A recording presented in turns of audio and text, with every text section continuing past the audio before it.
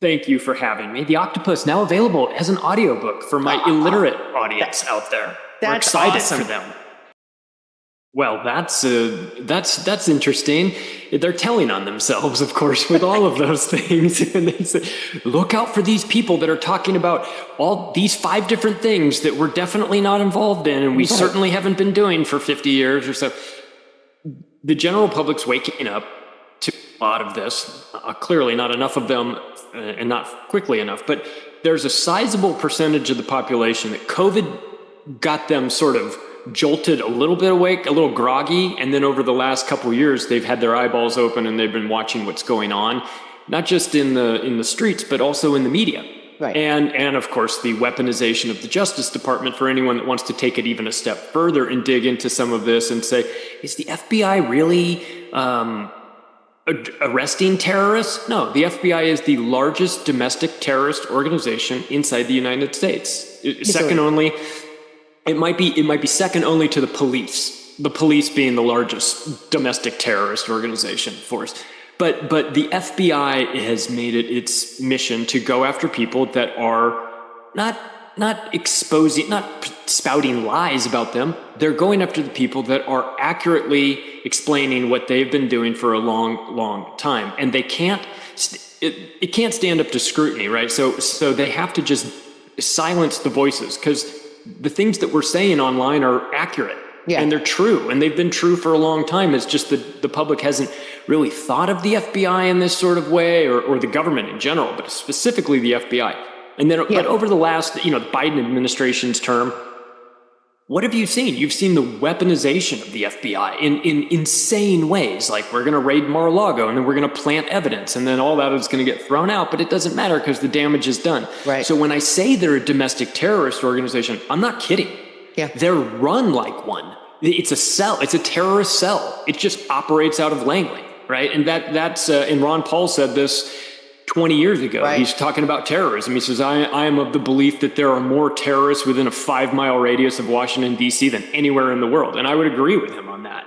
Yeah. So the idea that we are somehow domestic terrorists for pointing out the truth about their actions is laughable. But the problem is that we're counting on the general public to have the ability for discernment. And we've seen that whittled away over the last 10 years or so, where people just can't even make sense, heads or tails, of what's real, what's not. And of course, if they're going to the mainstream media to get confirmation or to get an explanation as to what's real and what's not, they're going to be misled. So it's a real dangerous time that we're living in. The FBI is being weaponized against people that can see what they're up to.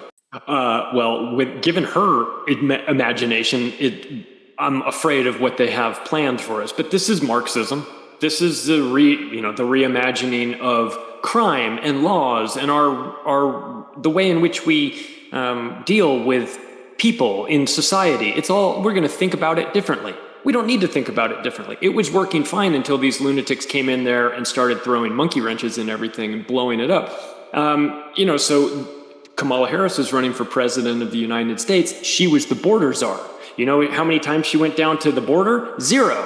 So we're living in a world where the border czar hasn't been to the border, but that's okay because she also hasn't been to Europe. Right. And that's her excuse. That somehow makes it all fine. The FBI can't keep track of 300,000 children that are unaccompanied, that have been flooded into this country on purpose, but they certainly can tell you the name, address, and phone number of every parent that protested at a school board meeting. So the problem is priorities. The things that the general public are watching, it's like they're watching what gets the emphasis and what is left at the expense of that. So you'll watch them, freak out about people online talking about domestic terrorism or whatever this current batch of FBI insanity is prioritizing. And yet the one thing that you would like the FBI to do is to go after actual criminals, and they seem uninterested in that. Yeah. You deliver them a laptop with Hunter Biden's laptop with all that information on it. You've got the Jeffrey Epstein files. Of course, you and I know they're never going to get into any of this because the FBI is there as the firewall to make sure none of this information ever gets out. They're the cleanup squad. Right. That's why they're always first on the scene for false flags and mass shootings and all that stuff, because they're not there to get to the bottom of it. They're there to make sure that nobody knows the truth, right? To close everything off. And if you think I'm wrong about that, just go look at when Agent Rouse showed up on the scene in Las Vegas and watch what happened with everybody else got real quiet as soon as the Fed showed up. So this is the controlled demolition of America. Exactly. This is happening. It's being done on purpose. This isn't accident. Again, the border situation too. I mean, it's so insane and obvious that even sort of the people that are kind of wanting to pretend like they don't know anything about this, even they are having forced to admit, like, well, I don't know, this is kind of a problem. The black community in Chicago is now up in arms. The black community in New York City is up in arms. And they're starting to realize, hey, wait a second, we're not a priority anymore. They are now giving, they're spending $450 a night to house illegal aliens in New York City. I can't get a hotel room when I come into town there because there's 14,000 rooms already filled every night with illegals. With illegals. Well, I agree.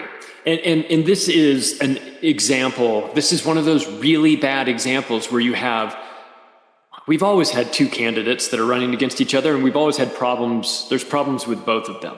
Right. And I have my problems with Trump. There's components of Trump that I like, and there's components of him that I don't like. But there's nothing about Kamala I like. I will say that. There's not a single thing about Kamala Harris that I find redeeming. I do look. I always worry about the influences. You know, the people that you don't see in front of the microphone. And when you've got Donald Trump and you've got J.D. Vance, then you have to ask who are the people behind him. Of course, there's technocrats behind him. Right. There's technocrats behind Kamala as well. It's just there's two factions of this. So I guess you have to ask yourself, which crime family would I prefer to live under? And I would I would most definitely, if I had to choose between the two of them, I would choose Trump over Kamala Harris. That doesn't mean that I'm an enthusiastic Trump supporter, but I can say that there's at least some aspects of him that I think are going in the right direction. I have problems with some of it, but I have problems with everybody. Let's just, that doesn't really mean much of anything. I do like that Donald Trump is a bit of a bull in the china shop with the globalist faction. Right. They know what they're going to get with Kamala Harris. They know what they're going to get. So they don't have to worry about her. With Trump, he's a little bit more of, he's a monkey wrench. He could really mess things up for them. Now, he's going to make things better for a different faction of this group. And people might say, how dare he do that for that faction? And I might be in agreement with you that, how dare he? But dismantling the Biden, Obama, Kamala Harris group is of utmost importance. I agree. Because that group, and you could say that without any sort of love or appreciation for Donald Trump. If you don't like him or you don't feel anything, that's fine. You can still recognize that the Biden administration, if given 4 more years, because we don't really have faces. I mean, we know Obama, Susan Rice, and those groups are behind him to a large degree. But 4 years of Kamala Harris, what would you get? The answer is you don't know what you'd get. You'd get whatever the blob wants, right? Whatever is going on behind the scenes. They don't have to threaten to put her in prison or try to lawfare her or do any of that stuff. She's on team globalist. With Trump, he's a bit of a problem for them. And of course, I like anybody who's giving them a problem. So the enemy of my enemy is my ally in this particular case, and my enemy is the Democratic Party, because I think they have gone completely unhinged. And I used to always have problems with the Republicans because I thought they were a little cold-hearted and mean. Like they were just really looking out for themselves, and they didn't really support all the social programs that the Democrats were in favor of, a million years ago when Democrats actually cared about people. And I used to think, the Republicans are kind of cold-hearted in that regard. I don't feel that way anymore. I think they're practical. I think that they're looking at this scenario going, things have changed. You cannot allow the leftists to be in control anymore. The things that they're talking about are actual Marxist ideology. And if you see how that plays out, I mean, if Kamala, just as a prime example, if Kamala Harris's idea of price fixing, getting involved in the pricing of goods and services, right. You are talking about, I mean, that's breadlines. Yeah.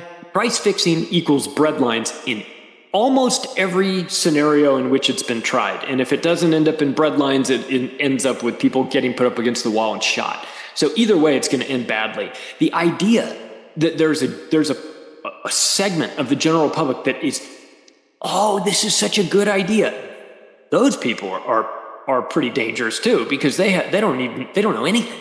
No. They clearly don't know what this leads to. I mean, how many former, people that grew up in socialist countries have to get in front of a microphone and tell you it is a huge problem when they impose this? I mean, just think, socialism is like the government's ability, and the government has this arrogance about them that they're going to go in and they're going to figure out the sort of the amount of demand there's going to be for a product and how much supply needs to be met, and they're going to figure this out.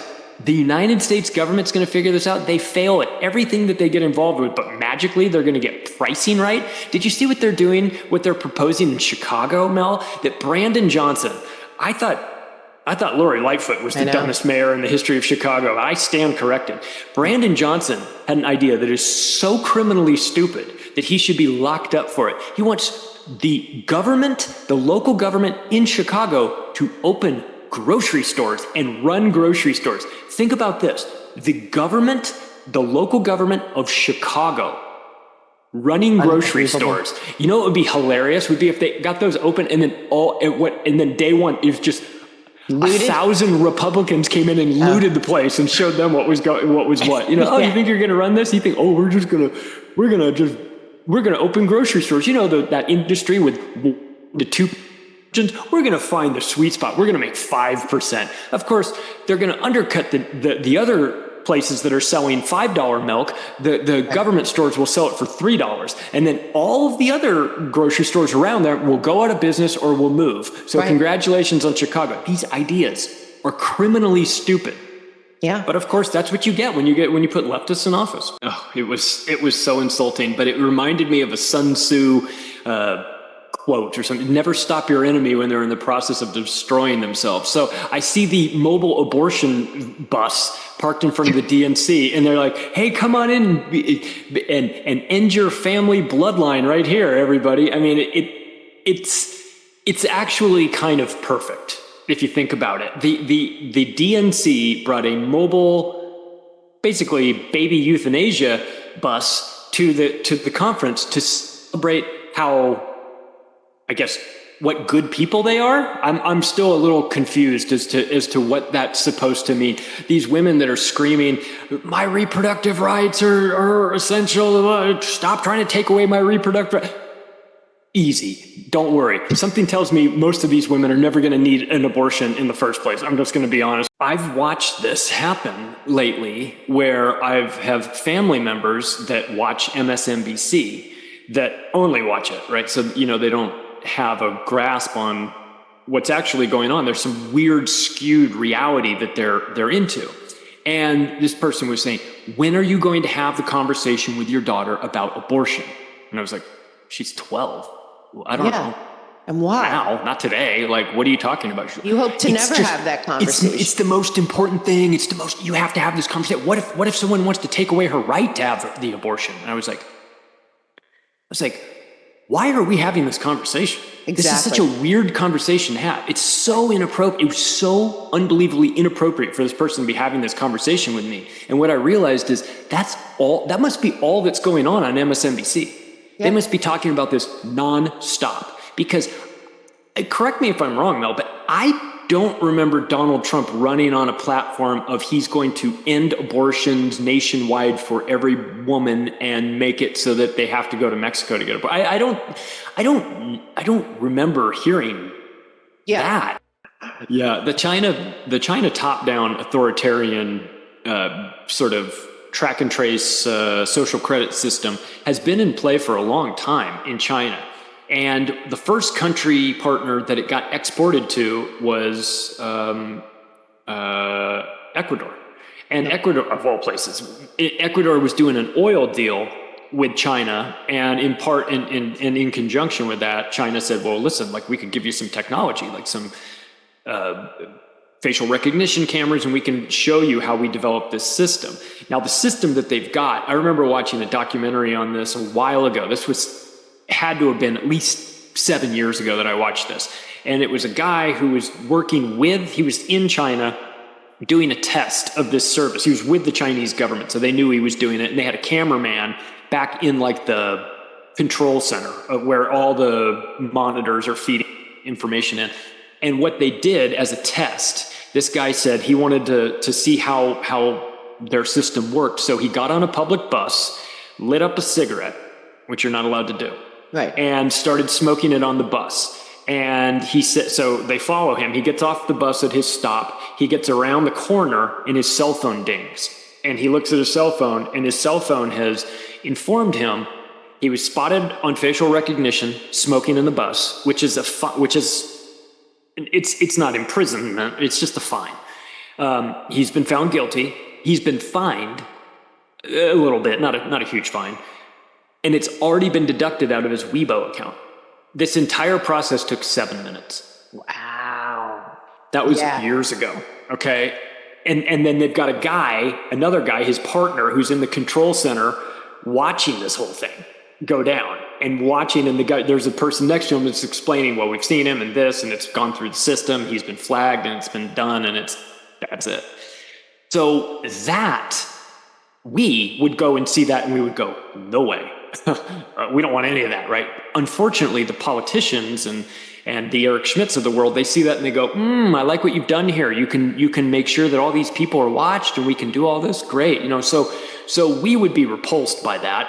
Of course, they love that because that's a technocracy that they're dreaming of, right? It's part of this much bigger plan. I want to say something too, because you mentioned Project 2025, and I did a macroaggressions episode called Conservatives Wish List to Santa, right? And that's what this was. That it was just Heritage Foundation, which is run by a bunch of old-timey, stuffy white guys that are like, actually, we want to do this to the world, right? So they have this plan of all the things that they want, and they submitted it to Trump, and they said, well, this is what we wanted him to do. The thing is, they did that in 1980 as well. They dropped that on Ed Meese, who is the camp transition director, Ronald Reagan, and it wasn't 700 pages like this, or 900 pages like this one that they currently dropped. It was 2,000 pages, and they gave it to Ed Meese, and they said, give this to Ronald Reagan. This is the policy that he's going to install. This is what we want. So they're used to doing this. They think that they're going to just give this to Trump and say, tell him to implement this policy. And Trump took one look at it and went, well, maybe this, or maybe that part, or maybe some of this, but I'm not doing this whole thing. By the way, my Project 47 covers a lot of this stuff anyway. Right. So it's like, I'm going to do, so then the left comes out and they go, I can't believe Project 2025, he's going to do all these things. First of all, he never said he was going to do all those things. Never. That's Heritage Foundation. They said they want him to do all those things. Wanting him to do all those things and him agreeing to do all those things are two very different things. Right. So they got all crazy about, he's going to do they're going to take away our reproductive rights, and, it's going to be. No, if anything but anything but the Biden-Harris Agenda 2030, United Nations driven policy, anybody that is running against that has to win. Right? I agree. You cannot allow somebody that believes that. Now, I am of the belief that Trump wants a very different version of the world than what these globalists want. Could he be involved in some of this? Maybe, to the extent that he's got to be involved to get things done. Sure. I know for certain that the Biden-Harris administration and the Kamala Harris continuation of that would lead us straight into Agenda 2030. I'm positive of that, and I do not want that. 100%.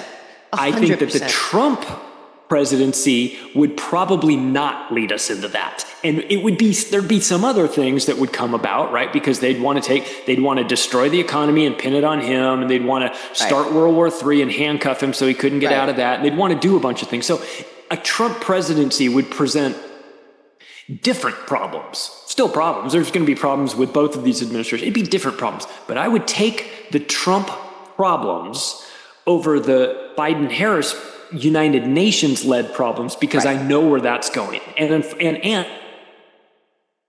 on top of that, I don't have any sort of like belief that Joe Biden and Kamala Harris are skilled in any way, but I'm very nervous about the United Nations because they have, of course, the World Health Organization. And what we saw recently was that they tried to usurp the sovereignty of all the nations on Earth by using the World Health Organization to become top-down sort of a legal blanketed medical world order. Right. And they would impose that immediately, and I would not be on board with any of that. So I cannot, there's not an ounce of me that wants anything to do with the Biden-Harris Democrat administration. But I'm not a Republican. It doesn't put me on the red side, but I don't have to be to recognize that that's a better choice. Now, within that, is there room for criticism? Of course there's room for criticism. Be.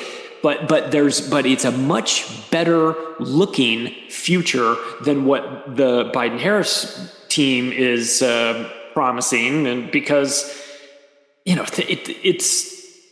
I agree 100%. These are the real priorities. They get bogged down in the minutia of they're going to take away my personal freedoms and Donald Trump. It's like, have you not been watching what's been going on under the Biden administration? This guy tried to get you fired for not taking an experimental jab. I mean, it's crazy. Oh, by the way, when you mentioned BlackRock being involved in China and Africa and all those places, I mean, let's also talk about Ukraine because they seem to have set up shop there, right? Oh, yeah. That they're going to basically rebuild that entire country or what's left of it and install themselves and make that the laboratory for the world. I agree. And I think that if you were somebody like Trump who got into office and had been, obviously front row seat for all of the criminality that was going on here. And we remember when he said, you'd be in jail to Hillary Clinton on the debate stage.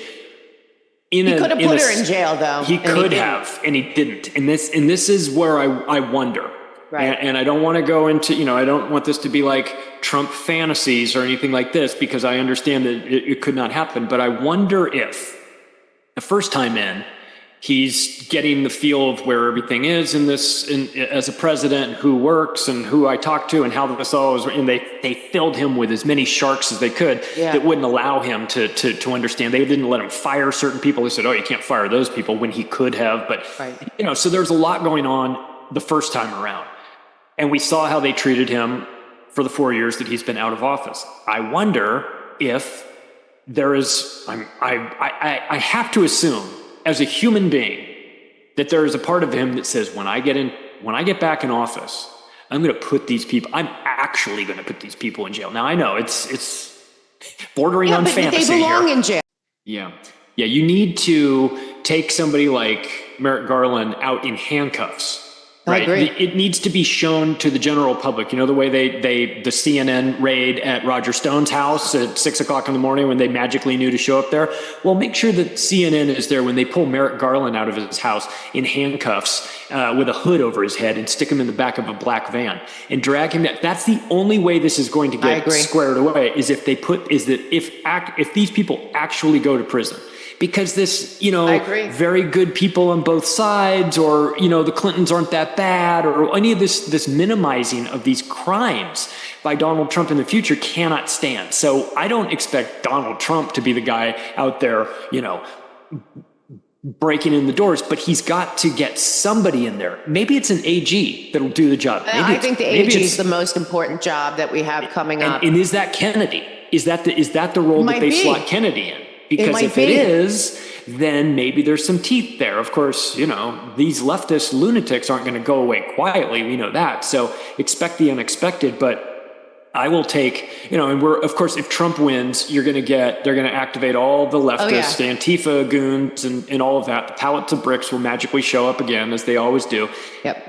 And people will burn their cities down. But after the fires go out, they're still going to be stuck with Donald Trump. need a good sheriff in your area. If you if you're somebody that lives in a community that has a sheriff that is reasonable, they did, during COVID, you saw who that was. And the sheriffs would sometimes say, we're going to come in here, we're going to do this. We're not doing any of that. Right. Take a hike. So sometimes on the local level, your sheriffs will be a good, option to protect you. But this is going to get ugly either way. And I don't look forward to that. But if the ugliness is because we have to pull these problems out by the roots, then let's address this now. Because if we wait longer and if Donald Trump becomes the president again and he does, this song and dance where he fails to prosecute these people or go after them because, for whatever reason, maybe they've threatened him or who knows. But if he doesn't do that, that's going to be a sign to the general public, like, here we go again. Like, these people they're never going to do anything about the problems. I mean, if you and I know what the problems are in Washington, D.C., Donald Trump knows exactly what they are.